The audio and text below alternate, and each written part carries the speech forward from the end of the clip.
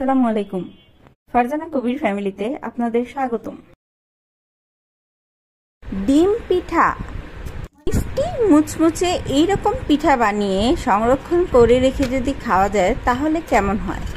এইরকমই একটি পিঠা বানাবো আজ। চলুন কথা না বাড়িয়ে শুরু করি। প্রথমে একটি বাটি নিয়ে নিব, তার মধ্যে 3 টেবিল চামচ চিনি দিব আর দিব একটি ডিম। যদি পরিমাণ বেশি বানাতে চান তাহলে পরিমাণ বাড়িয়ে দিতে হবে।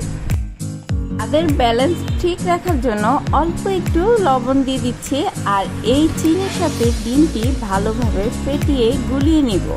অন্য একটি বাটিতে আমি ময়দা নিয়ে নিচ্ছি আর দিয়ে দিচ্ছি কালো জিরা। কালো জিরা কিন্তু দাঁতের নিচে পড়লে খুব ভালো লাগে, অনেকে আবার পছন্দ করেন না। যারা পছন্দ করেন না তারা স্কিপ করতে পারেন। এইভাবে ময়দাটিকে ভালোভাবে মাখিয়ে আমি ডিমের মিক্সচারটি নিয়ে নিব। তা দিয়ে আস্তে আস্তে করে আমি ময়দার খামিরটি তৈরি করে নিব। খামিরে কিন্তু আমি কোনো পানির ব্যবহার করব না, ডিমের এই মিক্সচারটি দিয়েই খামিরটি তৈরি করতে হবে।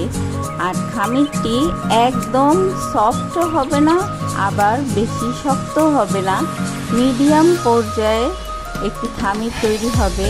যখন হাত থেকে সমস্ত আটা এইরকম ভাবে চলে আসবে তখনই বুঝতে হবে খামির তৈরি হয়ে গিয়েছে।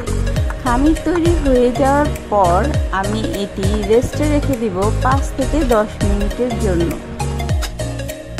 ময়দার খামিরটি 10 মিনিট রেস্টে রাখার পর আমি অল্প একটু খামির নিয়ে বেলন পিঁড়িতে একটি রুটি বেলে নিব।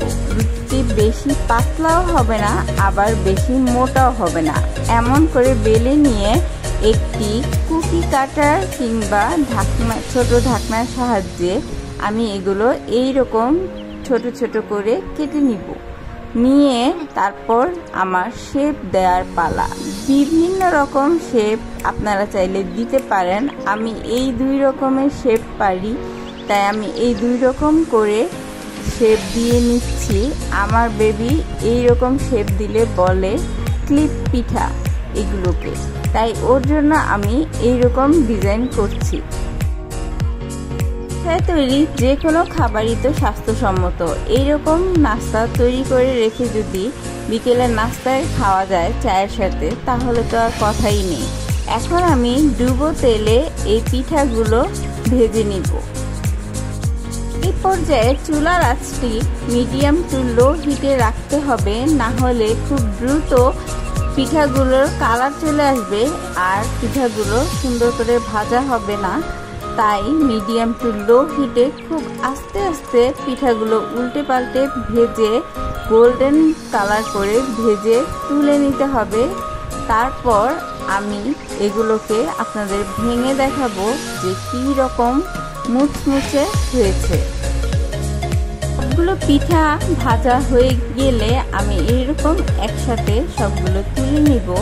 কিছু আটা শেপ দেওয়া সম্ভব হচ্ছিল না, তাই আমি এইরকম ত্রিভুজ আকৃতি করে কেটে দিয়েছি। বাচ্চাদের আগ্রহ বাড়ানোর জন্যই বিভিন্ন ডিজাইন করা।